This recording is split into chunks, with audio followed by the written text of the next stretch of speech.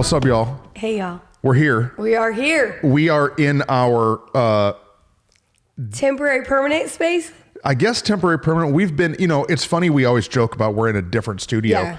But there are some podcasters that every time, every episode, they're in different cities. Yeah. We're not that exciting. No, we're not that bougie. We're just in Mansfield in different locations. Yeah. So we're in our hopefully more long-term Our hope studio. is long-term place. So that Easton doesn't have to be setting up and tearing down I know. all the things. I'm super excited. It's like we have a real studio. It's set up now. It needs some decor. It needs some things. Give us some ideas of what you think we should That's do true. to spice up. Well, we have our new furniture. We have our permanent-ish home because we never know. You never know what. You never know what God has up his sleeve. Sometimes there's more means there's a lot of change. How are you feeling today? Well, clearly I sound wonderful. Whitney sounds like she been smoking since she's 13. This is my radio voice.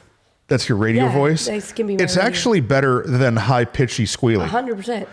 That's a hard thing for ladies on mics. Hey, you know what? Let's just talk about it. That's a whole episode we should do is how to talk on a mic. No, because I'm grateful. Years ago, you helped me. You were like, hey, when you get excited, I'm just going to tell you the truth. You get a little squealy and pitchy, and that's like a girl thing. Like our voices are just naturally higher than men's voices, except today. And you're like, so just pay attention to that when you get louder or excited. Like men can yell and it's powerful. Women might yell and it's kind of everybody has a way that they lean. Mm-hmm. So me, when I get excited or I get loud, I sound naturally angry. Yeah. I'm not angry. Right. I'm excited. Yeah. But what comes out is rah, and it sounds like rage. Yeah. For you, it was like a cheerleader or something. Yeah, yay! Yay, Jesus! Yeah, and so that was just a lesson we learned. But now we're good. Whitney can go and you can go full camp altar. Mm-hmm. You can go full camp altar, and it doesn't matter because you got that gravel. You got that Joyce Myers action. Yeah, kind of. That's why everybody likes Joyce, because she just sounds like a dude. Yeah, but she actually smoked cigarettes for years. She did? So that's what got her voice. Wait a minute. You didn't know this? Yeah. No, we need to fact search this. It's 100% true. Fake news. No, it's not. She did it so that her voice would change? No. She just lived a life before Jesus. Oh. No. I thought you meant that she like prescribed herself some Marlboros. No, please, for a retraction decade. of that. No, she just had a story of life, and she smoked cigarettes before she met Jesus, and then gave that up. But it did long term, voice lowering for her. Hey, God's gonna turn it for good. Hey, he did. So, so we're all coughing. So if we have a coughing fit, it's just what it is. You tis the season. Tis the season for the flu. That's true. The flu's back. It was gone. Back. It was gone for 2 years, and now the flu's back. And it's like worse than ever. I've never been so sick for so long in my life, but I'm here with my coffee. Got my tissues over here. And you got a little machine plugged in over in the corner. Diffuser oils going. Diffuser oils. Okay. A friend of ours gave us an oil, and it's actually helping my life. So thank you, Justin. Our families just got back from Cabo. Yep. Should we have a picture? Did we take one picture together? Yeah, we did one. Okay, picture.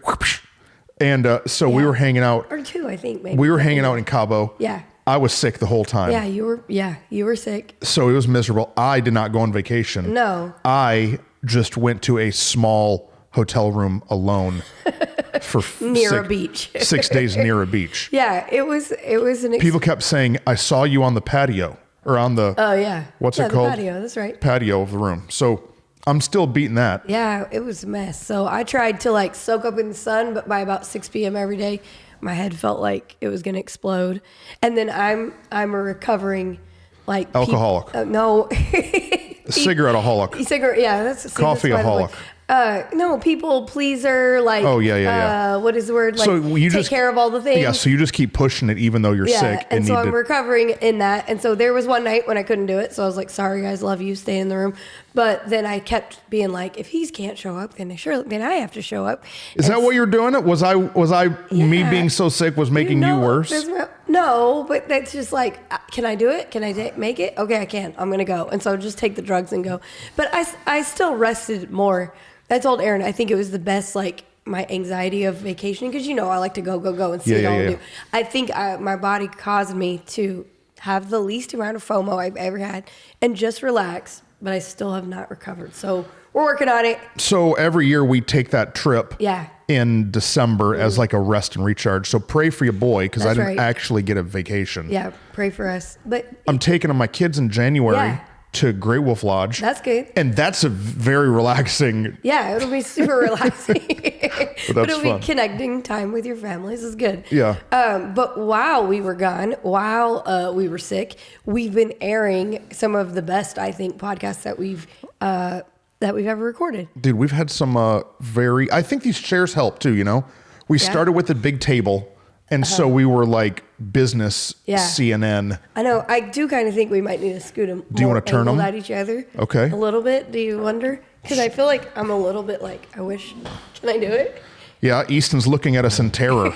He's like, y'all don't screw it up. That's better. Yeah, that's now good. I can see better. So without we started making very the neck. business news, Yeah, and then yeah, now yeah. we've got a little bit more chill That's true. vibes. It's like the progression of us in our personhoods too, in our lives. Like we started a little more stoic, and now we've gotten a little more chill, right? Look, Easton's have to move some cameras now. Uh-oh. Oh, he's pausing us. Are we? Oh, he's still shooting. Oh, are we going?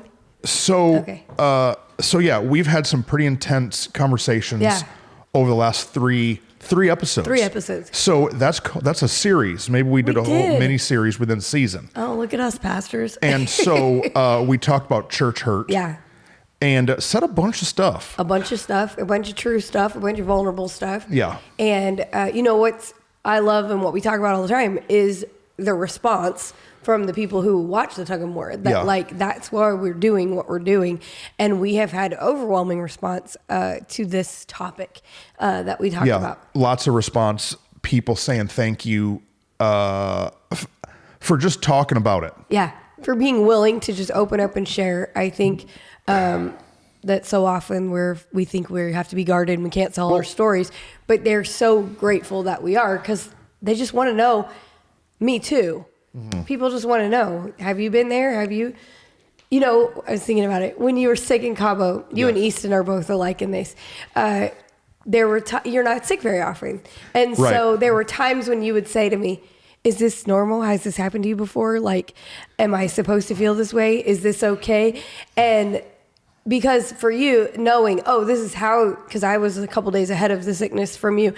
Oh yeah, I was trying to get a bead on how long is this going to take? And like knowing, okay, is this how I'm supposed to feel? Is this how it's supposed to go? Actually helped you feel like I'm not a weirdo. I'm not crazy sick. I'm not a wuss. Yeah, I'm not a wimp. And I think the same is true for people in life. When they walk through hurt, 100%. they walk through pain in church, in people, in society, in life, in relationships. They're like, has anyone else felt this way? Has anyone else experienced that? Yeah. And often, church leaders, we like to say, no, you, bless your heart. I can't believe that happened to you. Yeah, or you just need to pray. Yeah. The tough thing is what you're saying is that it feels like everybody references that they've been hurt, or pastors will like speak to a season of difficulty. Right. But then there's never any specifics, or there's never any like actual handle to grab onto and understand like, okay, but what happened? Right. And then how did that make you feel? And then how did you move on? How did you move on? And so, dude, I know we said a lot. Yeah. And I know that we said a bunch of stories, and I know that there were probably some, I even had a hard time in the last episode. Yeah. Because I talked about and said, I know that some of the people from my past still listen. Right. You know what I mean? Yeah. And so there's that balance of like, your haters are still listening. Yeah. And so you don't want to throw more gas on the thing. No, but I think the heart behind it is not, and in fact, we were very intentional and careful that like, it's not anyone specific that we were talking about. Yeah. And the conversation was not an attack on anyone. The conversation was an opportunity to help other leaders, other people know that, hey, you're not alone. We've all been there. We've all been hurt, and we've all caused hurt. Well, and then from that, here's how you can move forward. Here's how we found that's worked for us. Here's how we found that hasn't worked for us. Yeah. And that's the heart behind it. And here's why we did it. Yeah. Here's why it was so important for me, or for us to have that conversation, is because when I went through my biggest season of church hurt, Yeah. I was grasping for somebody to help me understand how to get through it. Right. And so I'm a big believer in mentors and like finding people that will speak in your life. And so I've had a number over the years. And so as I was drowning a little bit emotionally in some hurt, I reached out to a bunch of guys that I had been following and gleaning wisdom from for years, and basically said, like, have you ever experienced anything like this? Yeah. Have you ever been sick like me? Right. Has this thing ever happened to you? And these pastors that have shared wisdom and books and resources and prayers and prophecies time after time in offices behind closed doors still wouldn't actually be vulnerable. Yeah. Still wouldn't actually talk to me about what happened in their story. And you know that like this person was the pastor before them, and then they used to be close, and then now I never see them anymore, and that person just disappeared. Or I remember there was this person on staff that you were always with, and then now they've never in your life. And so like through context clues, you know that the people that I'm trying to gain wisdom from have been hurt, but they wouldn't actually be open with me. Yeah.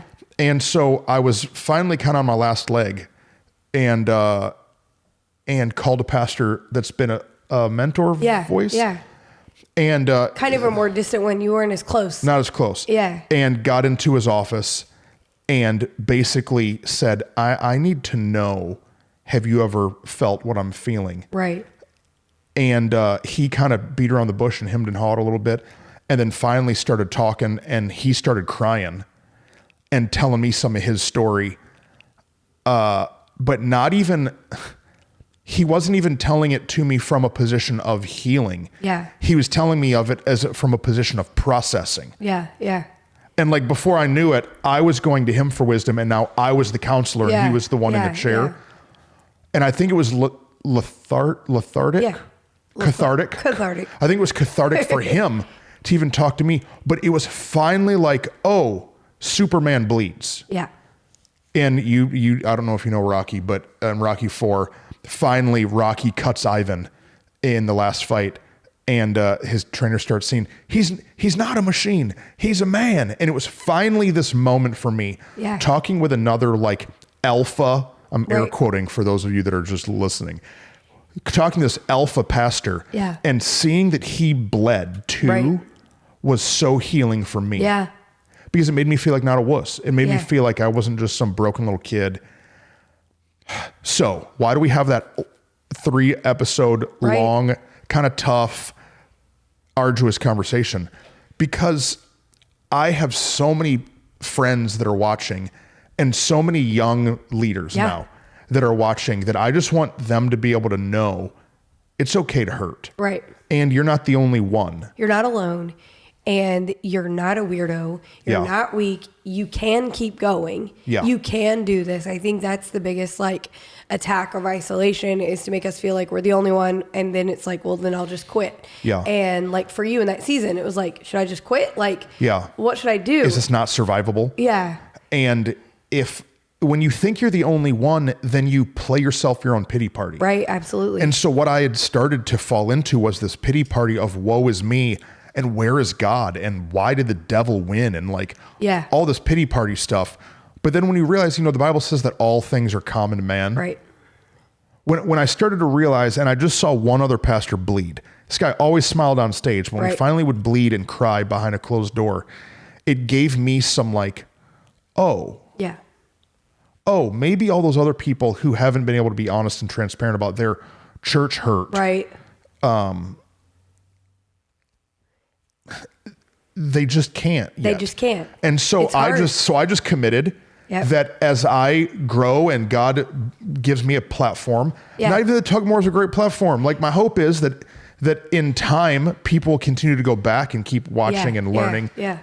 But that whatever platform the Lord blesses us with, that we would be open and honest and bleed, not only behind closed doors. Yeah. Well, we talk about it, that it's a commitment we made years ago to be very vulnerable people, to be transparent about, there's a difference between transparent and vulnerable. Transparent is just like, actually just telling what's real, what's going on. But being vulnerable is like telling personal, how real, it affects, how it made us feel, what we actually experienced. And we made a commitment to be both. And it's not easy. It's not normal. Right. We've gotten a lot of flack. We've gotten pushback. We got not equal at all by any stretch of the imagination. We got way more positive about the last 3 episodes than negative, but we did get some negative too of people like, are you being gossipy? Like, what is going on? Like, why are you sharing that? Or people assuming we were talking about them when we weren't or whatever. But the truth of the matter is... No, that's always silly. Yeah, it's silly because... It's always silly when people think that you're talking about them. I'm like, I've been doing this 20 years. Yeah. We got a lot of stories and a lot of people. We got so many stories that we didn't even that we didn't even get into. Yeah. And anytime somebody thinks the story's about them, it's because they're convicted about something they did. 100%. They're just showing their true heart and hand in it. That like, we're talking about people being offended. I guess you're just admitting you're offended, which is weird. But it's hard. It's not easy because haters are not usually our motivators. A lot of times they make us question ourselves and if we're really doing it the way we should. And then, when other people aren't always doing it, then you feel kind of like, okay, we're going against the grain. We're going opposite.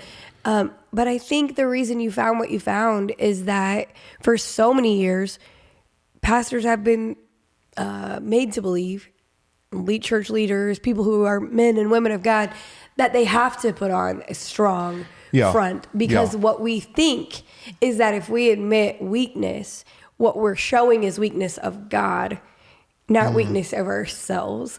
We get a little confused.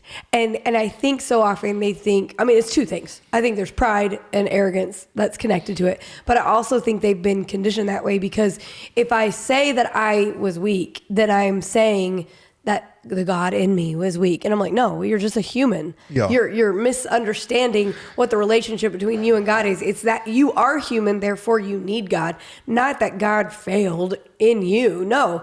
Like recently I saw something on social media of somebody sharing and they were like, no, this is my really vulnerable moment. And then they shared this like super not vulnerable thing. That was just like, I wasn't a super holy pastor for 5 seconds. And I was like, this is not helping anyone. This is the only. No, it was literally like I stopped Devo time for 3 days in a row. Yeah, it was like I missed a few days of Devo time, and I was like, wait a minute, you just perpetuated the idea that you're a superhero. Yeah. That you're a superhero for Jesus, and now saying so. Then I went a whole year without missing one day.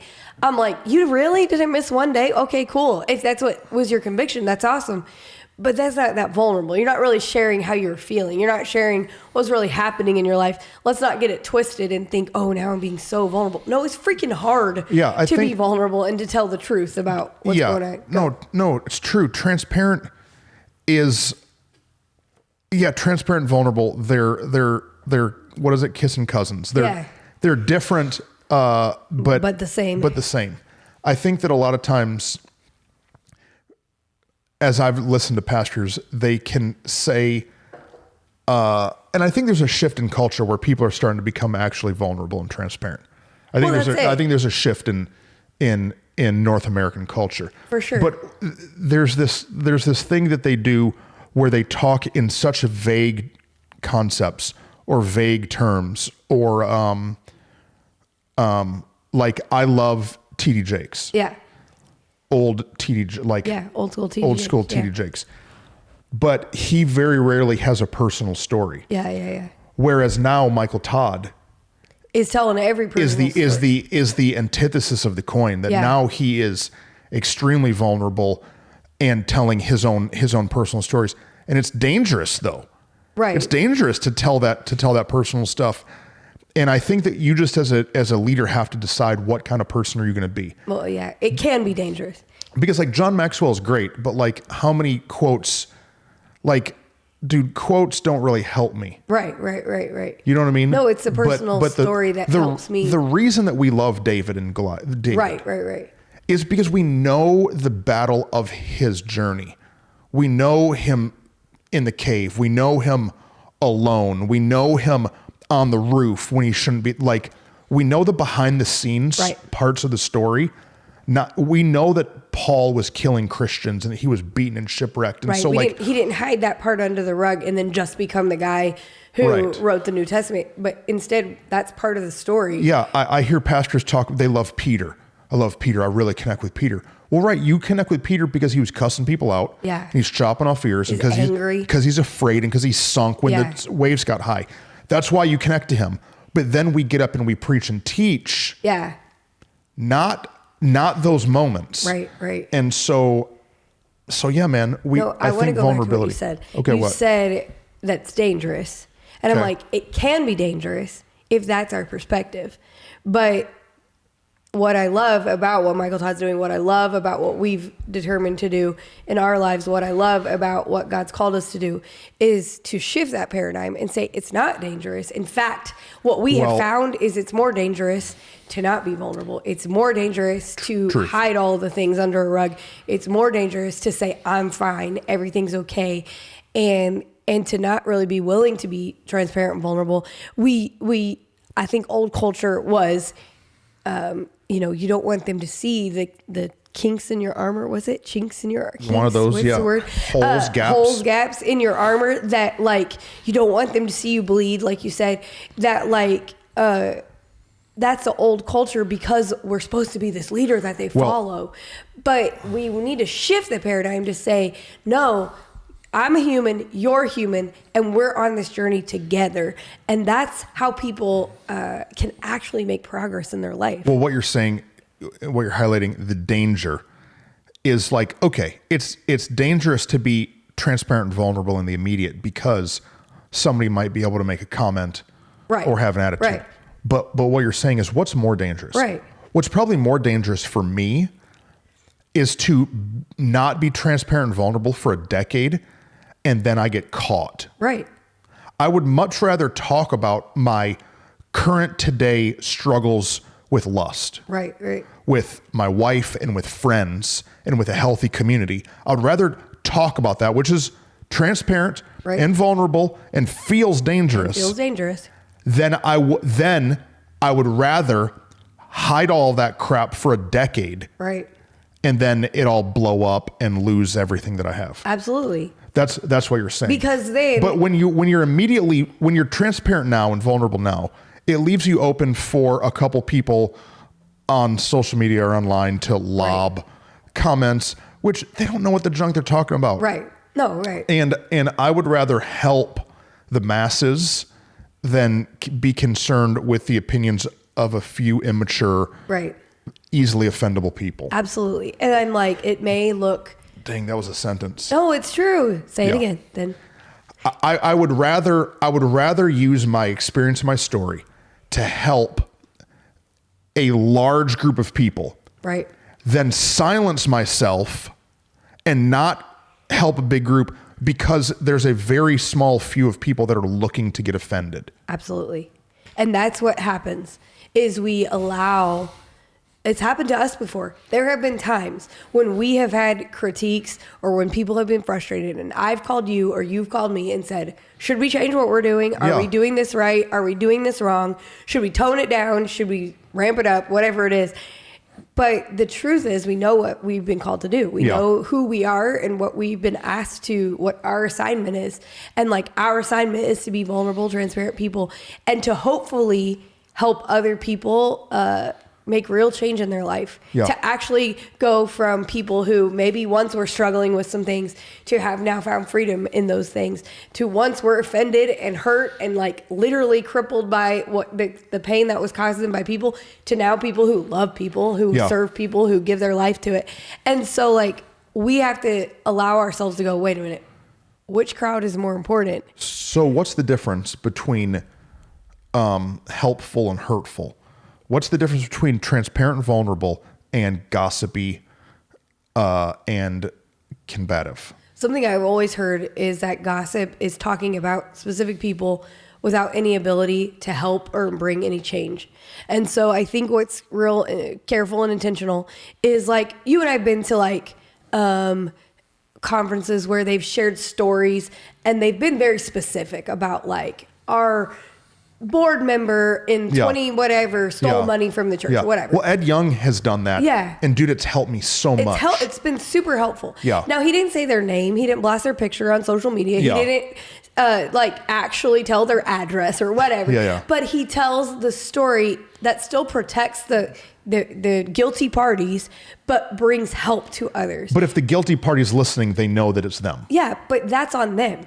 Right. Nobody else knows. What you just said, the fear in those people who are offended is that the masses will know what they did. Yeah. Well, the truth of the matter is nobody knows who you are. Yeah. Something my parents used to say to me all the time is you'd actually be offended if you knew how little people actually were thinking about you, because we get so like wrapped up in myopic. Yeah. The whole world's about me. They're all pointing at me. They're all talking about me. Oh, I can't believe they're gossiping about me. No, we're not even thinking about you. Sadly, I hope that doesn't offend you, but we're not. Dude. We're just trying to think. We're thinking about the tug team and how we can help them and how we can further their calling, because we've walked through similar things. We went to C3 years ago, which is Ed Young's Conference Fellowship Church. And he told a story about how, he had a executive pastor that embezzled money. Yeah, it was like a board member, executive. I can't even remember, because again, it wasn't about them. He talked about how he had a worship department was a wreck, and how he went in and fired like 14 people in a day. Right. I remember Robert Morris talking about how he had a board member that was like Jezebel spirit. Yeah. And about how he didn't know how to deal with it. And so he called the marriage guy. Jimmy Evans. So he calls Jimmy Evans, and Jimmy Evans comes in and deals with the thing. And like, I don't have these stories written down. No. I remember them because they were so instrumental for me to hear other guys talk about how they didn't know how to do it, how they did it wrong. Right. Like they had a major failure. We just heard another pastor telling a story about how how their church got taken advantage of 2 different times, and how they lost half a building campaign money. And then he also told about how he put $200,000 on a credit card or something, trying to help their church. Stupid. And he's up there telling these stories of epic fails. Yeah. And hearing them was so healing for me, because if you know our story at Moore Church, this last year 2022 has been hell on wheels. And so we had what I would consider an epic fail of a land swap, and man, I was beating myself up so hard. How could we not see this dude? And how did I not hear God? Right. Oh, how did I not hear God? Where was God? Right. All of these things. Did he not speak? Did he? You start all to these question. Questions, right. You question so much stuff about yourself and your relationship with God, and faith, and hearing other pastors talk about their transparent, vulnerable, I'm going to make myself look like an idiot moments. Was healing. And is helpful. And so I think the more of us that are willing to do that, the more of us that will be able to stick it out. No, it's true. And Tug of War is not only for pastors. No, it's for all kind of We're people. talking our context. And so if you're hurt in ministry, you're probably also hurt in construction. Right. Or at teaching at your school. With the principal, with the people that you work with. The hurt is, again, people hurt. It's just the context that we're in as church. And our heart is that people, because of our stories, because of our willingness, your question was, what's the difference between transparent, vulnerable versus gossip and, bitterness, backbiting, whatever the word is that, one, we're sharing these stories from a healed place. I have most of them. Most of them. The vast majority. I think so. I mean, for me, because of what God's done in us, the healing to go, hey, that's not on us anymore. That's not our responsibility anymore. Hey, we maybe made those mistakes, but we've repented and moved forward. And then again, not from a frustrated at those people or circumstances place, but then also there is helpfulness, but I'm not telling their dirty story. I'm telling my dirty story. And so if it happens to have something to do with somebody else that's connected to it, sorry, that was part of being connected to it. But I'm not telling your name and your putting your picture up on blast. But I am telling mine. And that would be awesome. You know how we put pictures up? If we're like, hey, link this is the person it was. This is the person we had that meeting with. No, but again, with the goal in mind to bring help and healing. And I think, you said it, there's so many stories we didn't tell. There's stories where we had to let people go because of, life circumstances in their life that were not right, not appropriate. And the ripple sin in their life.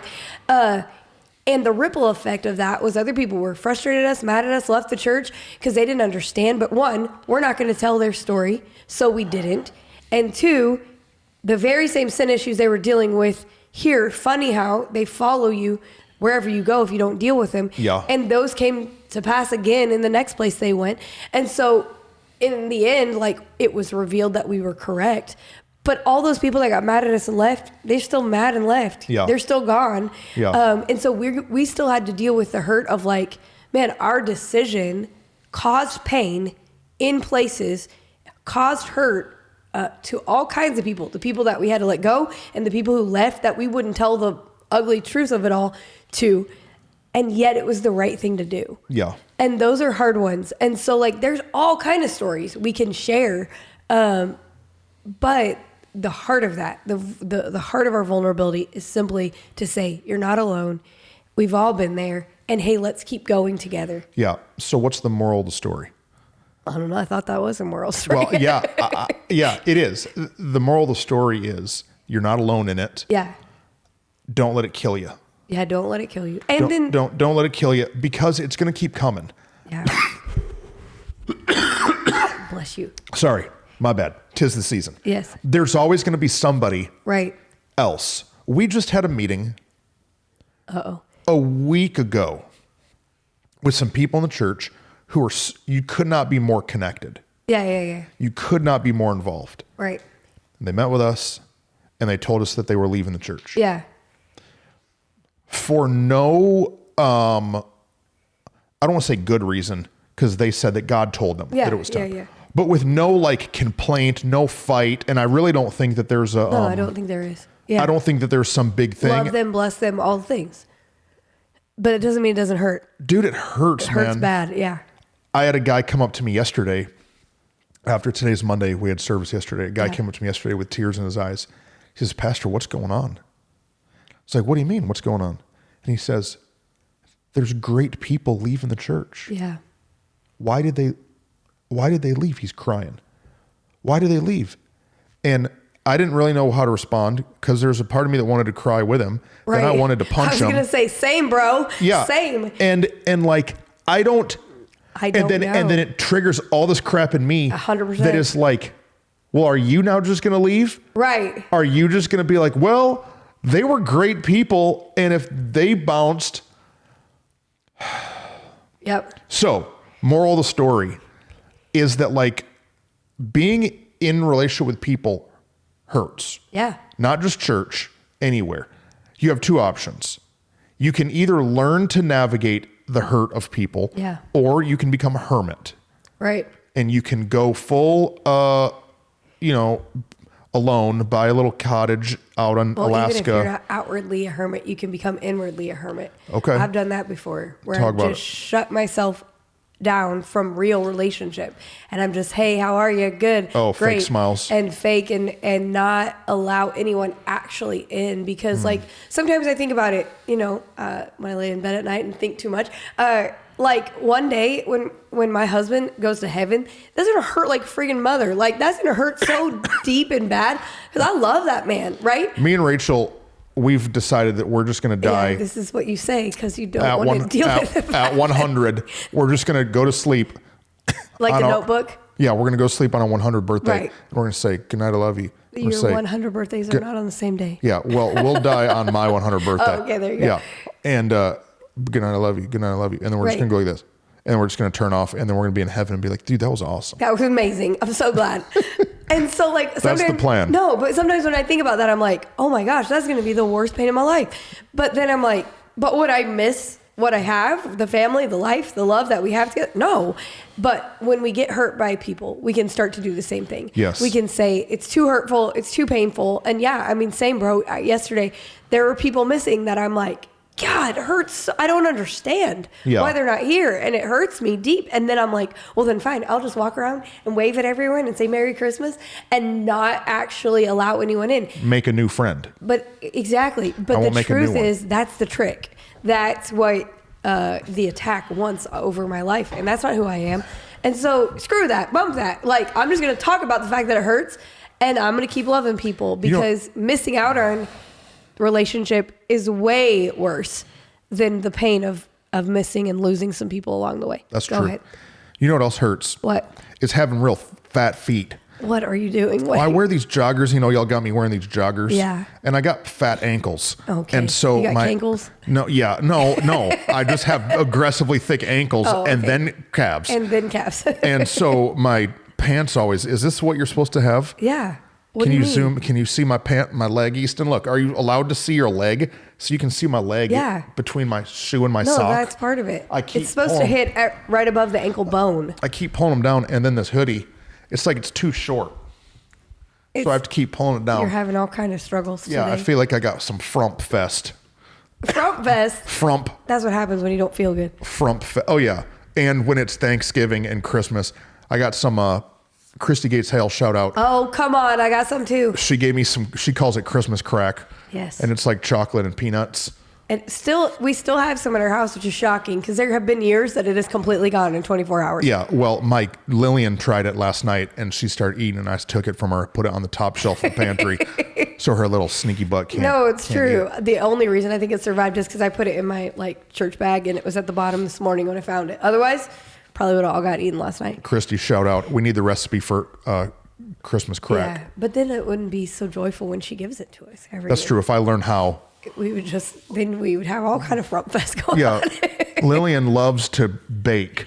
Yeah. But the good news is that her favorite thing to bake is pumpkin stuff. And you don't like I hate pumpkin. Yeah. So that's helpful. Yeah, that's good. Sorry, what were we talking about? I don't remember. Just how we're helping people, trying to, and not be sad ourselves. No, I think... my ankles were getting cold. Is that what happened? Yeah, I got a drafty breeze on my ankles. Oh, man. And so I had to bring up How long have we been talking to this time? 40 minutes. Okay. I think it's been a good conversation of just saying, hey, this is a reason why. And then what does your shirt say? Legend, bro. Oh, legend. Legend. Come on. Legend. Except it's oversized, so it's a little, I don't know, it might just say edge and edge. I was like, I don't know what it says. But the last piece we didn't say in what we've been talking about is that our hope is, yes, you're not alone. You're not a weirdo. Don't quit. But then be transparent too. Be vulnerable too. Help somebody else. Somebody else. And what you said about that story from years ago, I remember the day that you were so grateful. I found someone. Like in that season, you're hurt, though we were in it together, it was still more your hurt than it was our hurt. And so for you, like finding someone else that could go, hey, I'm with you in this. It was so transformative to your life. And so I'm like, y'all, come be a part of that tug team in being willing to be transparent and vulnerable. And when you see someone being catty about it, help redirect them and say, actually, the goal of my, not our, I don't care about us, but for you, if someone gives you attack, just help them understand. Don't get mad at him. Don't get bitter at him. Just say, actually, the goal is that I'm trying to help somebody. Yeah. Because you remember years ago when we did the testimony videos from death to life for people, and we had people telling us, you're ruining these people's lives by letting them share their testimony. But what we were able to say is, no, actually, we're trying to help more people. Trying to create a culture. We're trying to create a place where people can be vulnerable about what they've walked through and be okay that, they used to smoke cigarettes. That's why their voice sounds like this, but now God's using it for his glory. For real. Yeah. And because we were willing to teach that instead of get mad at people for feeling that way, now we've got a place, a healthy and fun place where everybody's finding God's more for them because they're transparent, vulnerable about where they've been and where they're going. It's really good. And so that's the hope. Yeah, I remember in my journey of finding somebody to be open and transparent with me, I called a guy and talked with him. He didn't really tell me much. And then probably 3 months later, he called me back and he said, hey, sorry, I didn't talk to you about my hurt, I just wasn't ready. Yeah. And then me and him had a great conversation, and he healed and I healed, and we're able to talk with each other. Yeah. And so I want everybody to notice too. Yeah. Because your advice is really good, help somebody else. But when you're in a position of health, healing. Yeah. Because when I was hurt, there was a while that I only had a mouthful of daggers. Mm-hmm. That's true. And you have to know when to speak. Yeah. Right? You're and right. that anybody that I would talk to, it had a hint of poison. Yeah. It had a hint of poison. Even though your intention wasn't it. Even though I was like, I'm not saying bad about nothing. I'm doing. No, there was a season that when I was hurt, that everything I said had a tint of poison to it. Yeah. And so I had to really keep my mouth shut. Yeah. With almost everybody. Yeah. But like when I would talk with you and Aaron, dude, it was straight Poison City. Yeah. I was straight drowning y'all in daggers. Yeah. Same with Rachel. Yeah. And Rachel would have to pull me into reality. Right. And Aaron would say, hey man, how long are we going to keep talking about? Right. Like I had to have people help me pull out of that. Yeah. And so if as you're telling a hurt story, you still find yourself throwing in those jabs. Yeah. To make the other person look stupid. Yeah. You're not ready to talk about it in this type of open forum. No, that's what I mean. With like saying these stories we're sharing are from, a healed or healing place, because otherwise we wouldn't be able to share it, because I don't want to. Or you're just putting people on blast. Yeah, I don't want to put anybody on blast. I own my heart in it. Is somebody even said that to us in one of their messages. They said, your tone comes across as people who genuinely have a heart to help. And I'm glad that's coming across for those who are, wanting help and wanting to listen. Yeah. Because that is the heart of it, is to say, hey, we can get better, and the hurt doesn't have to define us. It doesn't have to become who we are. Yes. We don't have to hurt other people. We can instead together heal and get to the other side of it. So yeah. Guys, we're almost at a new year. Yes. We're walking in January. I don't know when this one's going to be posted. Probably still in December vibes. Yeah, still before Christmas. And so January's coming. That's right. What we would love is if you have any new ideas, topics, conversations, questions, we'd love to jump on those in January as we are whiteboarding out conversations that we want to have together. Hit us up. Let us know your questions. That's true. They can be anything. We're talking, these have been like deep. Yeah. We can go lighter. We can go more spiritual. We can talk about fashion and joggers and leggings and cankles and. If we talk about fashion, I will say very little. Okay. If it wasn't for the influence of my life, I would just wear the same 3 hoodies, and they would be blue. Jeans, t-shirts, 2 pair of tennis shoes. And they would all be blue. Yep. That's true. And so I would not have much to say. Yeah. We love y'all. See you guys.